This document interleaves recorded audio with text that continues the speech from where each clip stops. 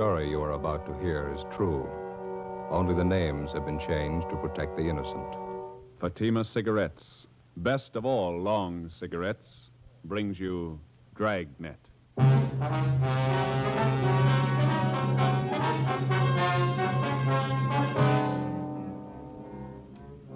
You're a detective sergeant. You're assigned to a robbery detail. A holdup has been committed in a neighboring city. A bystander is shot to death. 2 others are wounded. The bandits are ruthless, well armed. Your job? Get 'em. If you want a long cigarette, smoke the best of all long cigarettes. Smoke extra mild Fatima. Yes, Fatima is the king-size cigarette which contains the finest Turkish and domestic tobaccos superbly blended to make it extra mild, to give Fatima a much different, much better flavor and aroma than any other long cigarette. That's why Fatima has more than doubled its smokers coast to coast. Enjoy extra mild Fatima yourself. Best of all, long cigarettes. It's wise to smoke extra mild Fatima. It's wise to smoke extra mild Fatima.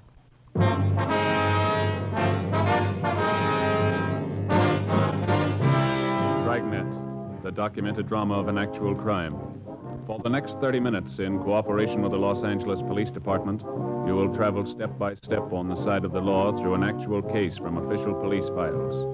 From beginning to end, from crime to punishment, Dragnet is the story of your police force in action. It was Tuesday, October 6th. It was cool in Los Angeles. We were working a day watch out of robbery detail. My partner's Ben Romero. The boss is Captain Ed Walker. My name's Friday. I was on the way back from Calvary Cemetery. It was 11:45 a.m. when I got to room 27A. Robbery detail. No, it's all right.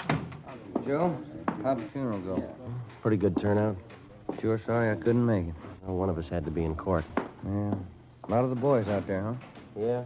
Martin had a lot of friends. He was a good cop. You see his wife? Yeah. Wife took it hard again. Pretty hard, yeah. Are you about ready for lunch? I better make up the logbook first now. We're a little behind. Yeah, all right. Hi, Stu. Ben, what's with you? Oh, same old thing. Say, what's the DR number on that job we handled yesterday? Hmm? The grocery store thing? You know, we showed those mug shots to the victims. You remember the DR number on it? Oh, yeah, I got it here. 374332. 332. Thanks. Mm-hmm.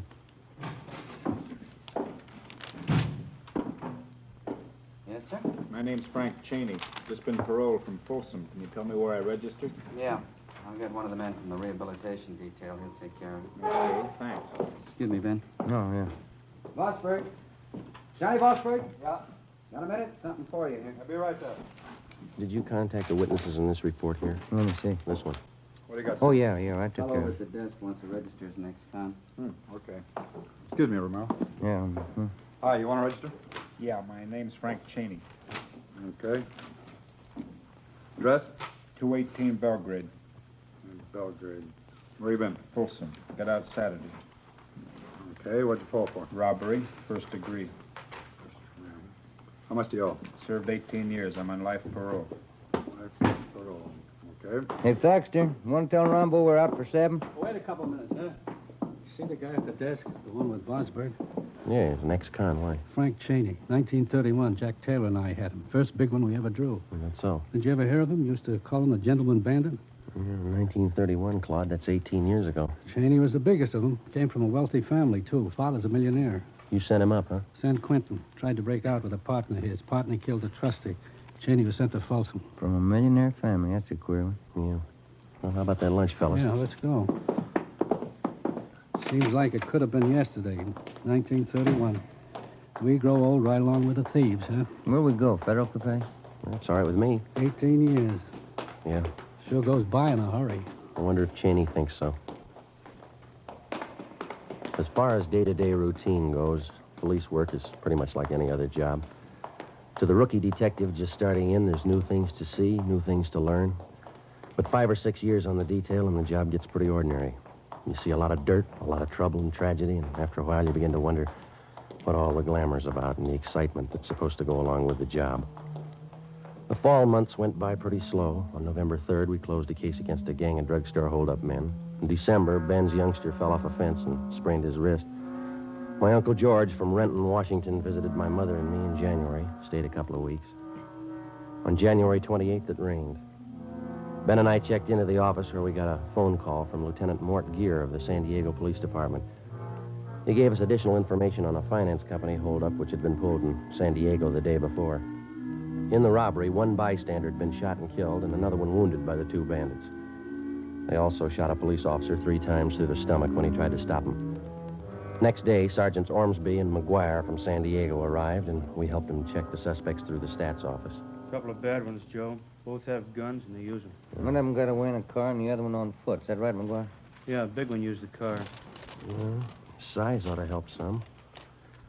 Let's see, 45 years old, height 6 foot 1 or 2 inches, weight 275 to 85 pounds. Anybody get a look at the car, Ormsby? Blue Ford sedan, 1940 or 41 model. That's all we got. It's a rough one. After all the shooting, the witnesses didn't know what they saw, all mixed up. Well, how about the other one, the guy who got away on foot? He's a WMA, about 50 years old, 5 feet 8 to 9 inches, 145, 55 pounds, wears glasses. Yeah, we got that on the teletype. Is that all? No, we traced from the Greyhound bus depot about 6 blocks from the holdup. Changed his clothes in the washroom there, left behind a coat and a gun. Yeah? The coat was the kind of give parolees from state pen. Mm-hmm. Checked it through our crime lab. Same kind of suits are issued to all ex-cons. No make. Well, at least you know one of them's an ex-con. How about that gun you found? It's a murder weapon. Our ballistics men went over it, no prints. Tried to trace the serial number, no record. CII in Sacramento's trying to run it down. Well, we got any hunches? A few. We're almost sure both of them had gone the route before. Pretty cool. Shot down 3 people, didn't bat an eye. How much did they take in the holdup? 11,000. Hey, your stats office make a run those descriptions yet? Here this morning, Orr and I's got the list of possibilities. They're pulling the mud shots now. We ought to be winding it up right now, don't you think? Yeah, let's check them. This way, fellas. Yeah. Go ahead, McGuire. Oh, thanks. How's the wife, Ormsby? Oh, fine, Ben. She's expecting again. What are you going to do, raise an army? 4 kids. That's not so bad. McGuire's wife wants 6. How about that, Mac? You got 5 now. No point in quitting when you're ahead. Frank? Yeah, Joe. You know Russ Ormsby and Tony McGuire, don't you? San Diego PD? Yeah, sure. Met him last trip. Hi.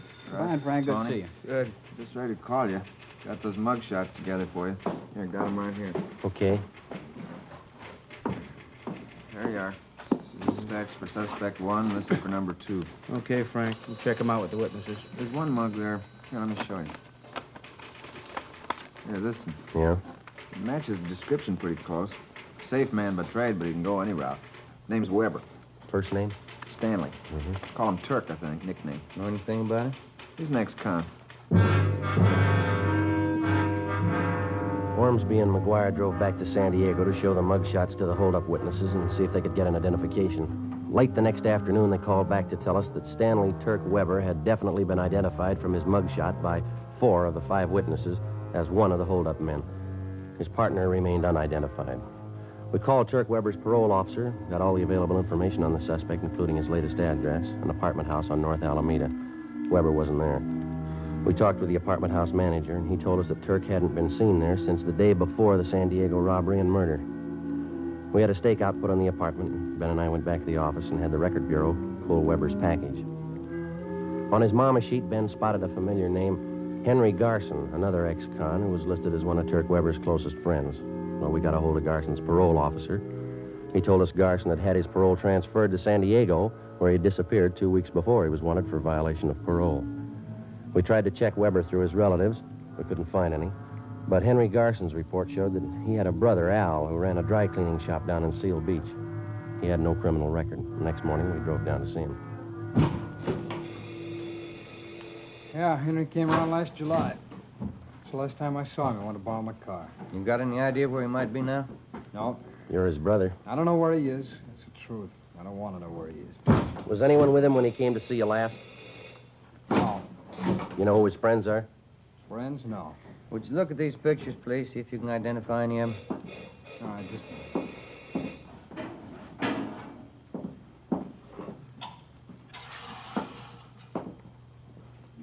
No. These here? No. How How about these? No. No, look, can't you talk to me later? It's not good for business having cops around a shop. Who would you yell for if a shop was held up, Mr. What's Garson? that got to do with it? Your brother's in trouble. We might stop him from getting in deeper. Now, look away now. Hello, Mrs. Renner. Good morning, Hal. Can I help you? No rush. You go ahead and wait in the gentleman. No, that's all right. They're just waiting. We're just waiting. Can I help you? My husband's soup. Cleaned and pressed. Can you have it by Tuesday? Tuesday? Yeah, it'll be ready. My plaid jacket cleaned and pressed. All right. Could you soak this little stairs here? Where? Yeah, we take care of that. Tuesday, all right. There you are. Thanks, Miss Renner. All right, yeah. Bye. Bye, Miss Renner. Thanks. I don't like to hold you up, Garson. Just a few more questions. All right. Now, you said the last time your brother was here, he wanted to borrow your car. Is that right? That's right. Did you let him have it? I let him have nothing. How about the rest of your family? Oh, can't you let us alone? If Henry's in trouble, let him take care of it. We've got troubles enough of our own. This is important, Garson. We've got to have your cooperation. Well, why me? I know Henry's no good. I admit it, but he's still my brother. Yeah? You ask me to send him to jail? If he belongs there, yeah. Look, I don't want any trouble. There won't be any. My mother lives in Santa Barbara. Just moved there. I got the address. Henry goes to see her every once in a while. When's the last time you saw her? 2 weeks ago, I was there, too, and something else. What's that? Henry had a gun. 11 a.m. Tuesday. Ben and I drove back to the office and put in a call to the Santa Barbara Police Department. We asked him to put a stake out on the home of Henry Garson's mother and to notify us the minute Garson was apprehended. We contacted San Diego and told him what we'd found out. After that, we doubled back on Turk Weber. From one of our informants, we heard that Weber and Garson had gone into some kind of a business together. For a bankroll, they'd succeeded in getting a loan from the Second National Bank out in Glendale. 1 p.m. We drove out and checked with the manager of the bank's loan department, Mr. Peabody. Here we are, officers. Stanley T. Weber, Henry Garson. Loan papers were signed over a month ago. What kind of a loan was it, Peabody? Business loan. Garson Weber came in with another man. They talked to our manager, Mr. Ascot. Excuse me. Yeah. What business are they in? Trucking concern. They wanted the money to buy equipment, more trucks. How much money did they borrow? $4,500, usual terms. I guess you inquired into their background. Oh, yes, their whole financial background. Did you know that Garson and Weber are both ex-convicts? I beg your pardon? I said, did you know that both of them are ex-convicts? You sure you haven't made a mistake? Henry Garson, Stanley T. Weber? Yeah, that's right. What'd they offer for collateral? Well, they had some of their equipment, 2 trucks, and then, of course, there was the co-signer. Who was that? The name's right here on the loan papers. Let's see. Right here. Co-signer, Frank Cheney.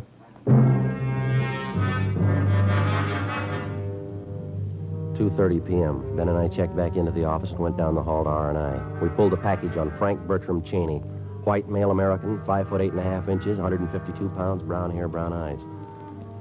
The record read like a dime novel.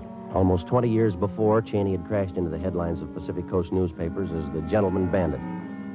Maybe some of the news stories were exaggerated, but the record showed that he actually owned a yacht, 3 expensive cars, an apartment house.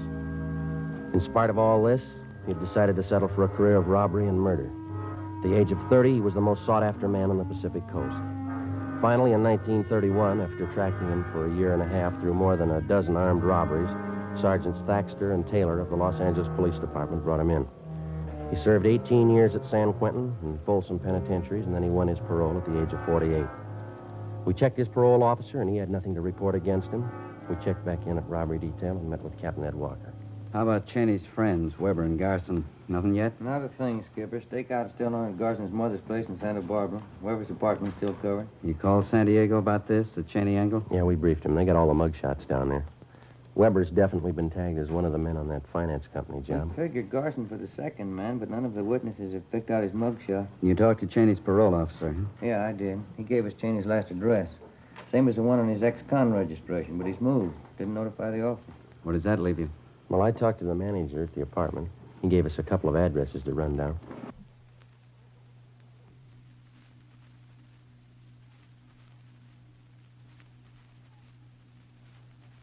I guess we better start getting on it, huh? Yeah, it's getting late. Keep in touch. I'll notify if anything breaks here. Right. In just a minute. Robbery, Walker.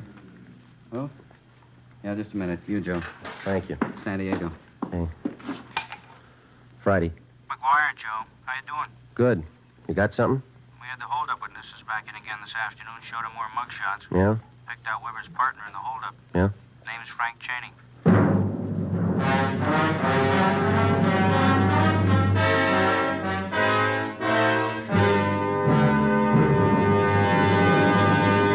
You are listening to Dragnet, the case history of a police investigation presented in the public interest by Fatima Cigarettes. If you smoke a long cigarette, it will be in your interest to listen to a typical case history of a Fatima smoker. It's the case of Lee Silver, general assignment reporter on one of New York's greatest newspapers.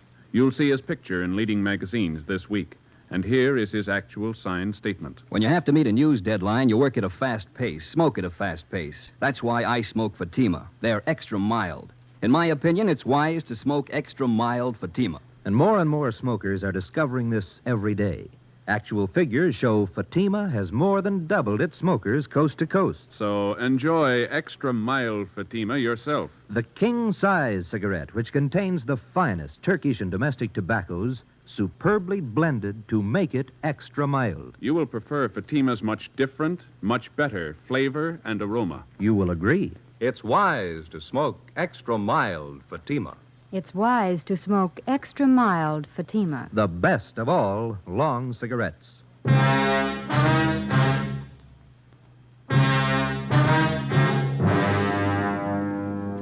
Tuesday, January 31st, 4 p.m. In addition to the San Diego teletype, we got out a local broadcast and an APB on Frank Cheney. By 4:30, Ben and I had checked out the first of two addresses where Cheney's former landlady told us that he might be staying. It was a rooming house out on West Washington. The owner told us that Cheney had stayed at his place for a few days, but that had been more than 2 months before. He had no idea where the suspect might be. We then drove to the second address. It was an apartment house on West Stanford near Slauson. Manager's name was Mrs. Pritchard. Why, yes, I believe Mr. and Mrs. Cheney are home. They've been in all day. Which apartment are they in, ma'am? Number 7, straight down the hall on your right. Thank you. They may be having dinner now. Are they expecting you? Be all right, ma'am. Thank you.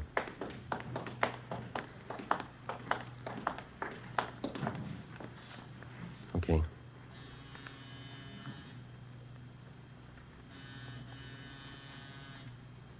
How about the door? It's open. Come on. The apartment was deserted. We checked the bedroom and the kitchen. There were obvious signs of a fast getaway. On a card table in the living room, we found the remains of a quick dinner. 2 places were set. One plate was almost clean, the other hardly touched.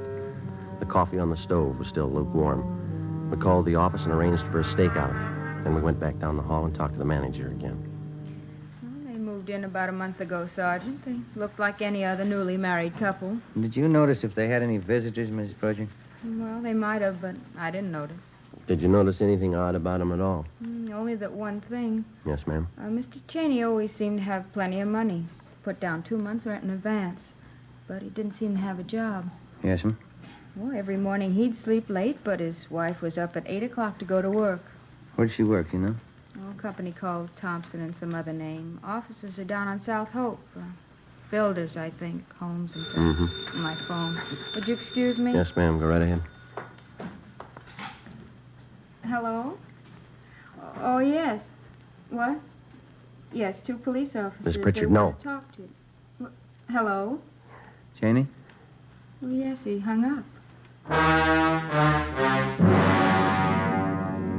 An alert for Cheney and his wife was broadcast, with special attention for the south end of the city. The wife's name and description was added to the APB. The next morning, Ben and I located her place of employment, Thompson and Kilkenny, a big construction company. The office manager told us that 3 days before, Mrs. Cheney had resigned her job by letter. She asked that her final paycheck be sent to her mother, who lived in Marysville, California. We contacted the Marysville Police Department immediately, and the home of Cheney's mother-in-law was placed under 24-hour surveillance. We now had more than a half a dozen stakeouts going. A week passed. Nothing. Cheney and his wife seemed to have dropped completely from sight. Wednesday, February 9th, we got a tip from the Santa Barbara police that Cheney's friend, Henry Garson, was in Los Angeles working in an auction house on Wilshire Boulevard. We ran it down. Looks like a high-class place. They got a nice crowd, haven't they? Mm-hmm. Did you catalog, sir? No, thanks. We'd like to see the manager, please. All right. Let me see. Oh, yes, over there by the claim desk. The man in the dark suit, Mr. Wolf. Thank you. Thank you. All right, now do I hear a bid? We started off for $25. Mr. Willing? Yeah? Police officer, sir. We'd like to check on a man who's supposed to be one of your employees, sir. Oh, that's so? What's his name? Here's his picture. Can you identify it? Why, yes, that's Johnson, the new clerk. You want to talk to him? Yes, sir. All right. Right this way. He's back in the storeroom. Some kind of trouble? We'd like to talk to him. Yes, all right. Let's see. Oh, yes, there he is. Johnson. Oh, Johnson, would you come Come in? on, Ben. What are you running for? Johnson, come here. Out the back. Yeah. There he goes. He's heading up the street. Come on. He got on that bus. All right, come on, let's double back to the car. Yep. Hurry. Yep.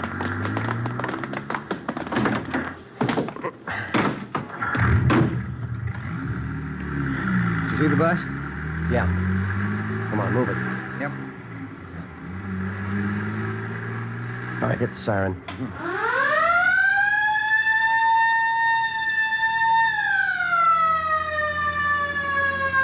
All right, that did it. The driver's pulling over. Pull up behind the bus there, huh? Yeah, you bet. Come on, let's go. You cover the back door, will you? Right. Open your door. What's the matter? Police officers want to check your passengers. Open that rear door right away. Yes, sir. All right, Garson, get off. I'm getting off. Coming at you, Joe. Getting off, copper. Make a hole. Drop it, Garson. He's got a gun. I said I'm getting off. Right, you let's drop it. Come on. Good, Joe. You okay? Yeah. Let's get him off of here. Hey, what's it all about? He do something wrong? Yeah, he didn't get off when we asked him to.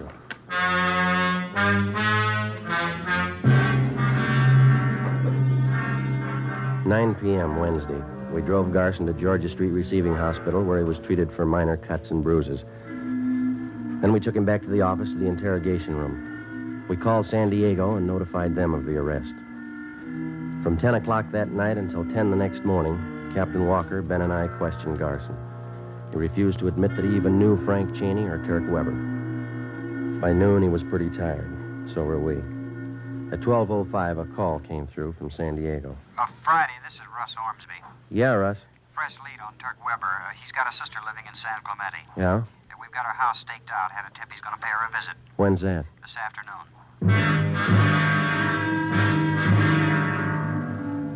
3:15 p.m.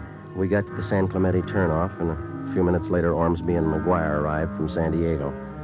We drove to the home of Weber's sister on South Orange Street and identified ourselves. She told us that Turk had been there that morning, but that he'd gone to the races at Del Mar for the afternoon. Did your brother say he was coming back? Said he might be back. He wasn't sure. Did he go to the racetrack alone? Yeah? Was he going to meet anyone there? I don't think so. He didn't mention it. You driving a car? No, he took the bus to the track. I see. Where would he most likely go if he doesn't come back here? I don't know. Maybe back to L.A., maybe San Diego. I don't know. And do you know if your brother Turk is going to meet Frank Cheney? How could he? Turk says Cheney's up north someplace with his wife. Told me that this morning. Where up north? He didn't know. Mm-hmm. You and McGuire want to stake out here, Ormsby? Ben and I'll hit the track. Yeah, okay. Look, I can't have cops here if Turk comes back. They think I framed him. He'll get over it. You don't know Turk. When he gets sore, he goes out of his head. He'll kill me. Why worry, miss? Huh? He'll have to kill us first.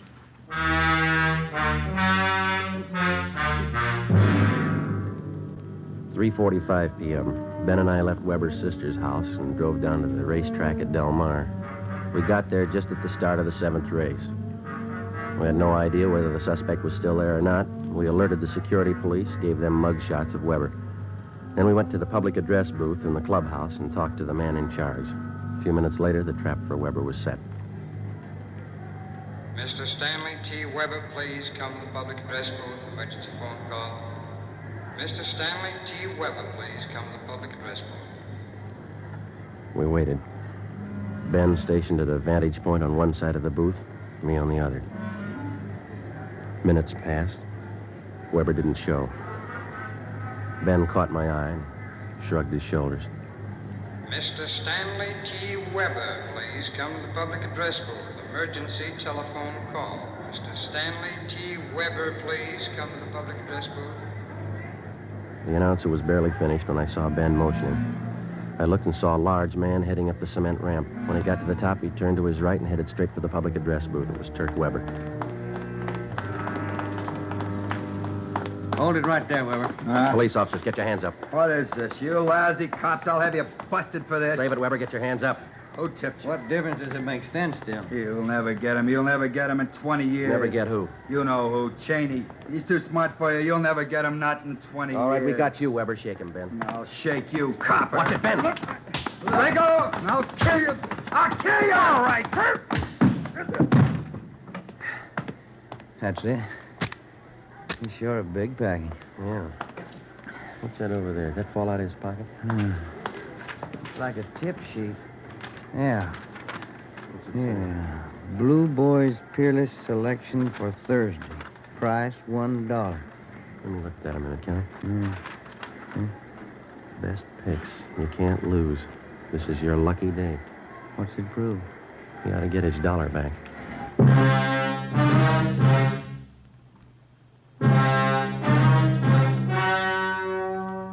The story you have just heard was true. Only the names were changed to protect the innocent. On June 19th, trial was held in Superior Court, City and County of San Diego, State of California. In a moment, the results of that trial. It's amazing how many long cigarette smokers are changing to extra mild Fatima. Here is the actual report. From coast to coast, extra mild Fatima has more than doubled its smokers. Yes, more and more smokers every day are discovering that Fatima is the king-size cigarette that is extra mild. Extra mild, because it contains the finest Turkish and domestic tobaccos superbly blended to make it extra mild, to give it a much different, much better flavor and aroma. Enjoy extra mild Fatima yourself. Best of all long cigarettes. It's wise to smoke extra mild Fatima. It's wise to smoke extra mild Fatima.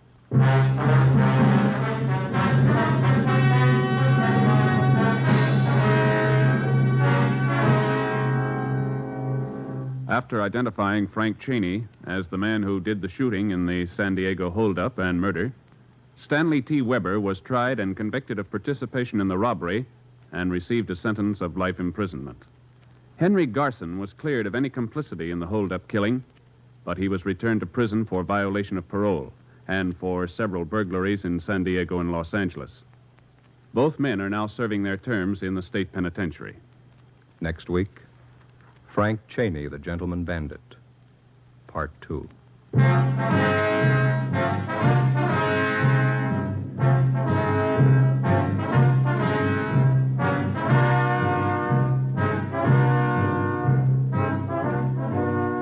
You have just heard Dragnet, a series of authentic cases from official files. Technical advice for Dragnet comes from the Office of Chief of Police W.A. Wharton, Los Angeles Police Department.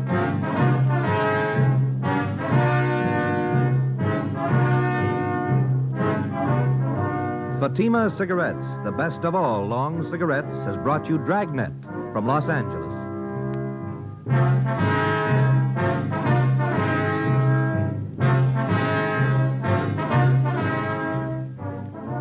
Next, Sarah's Private Caper with comedian Sarah Berner on NBC.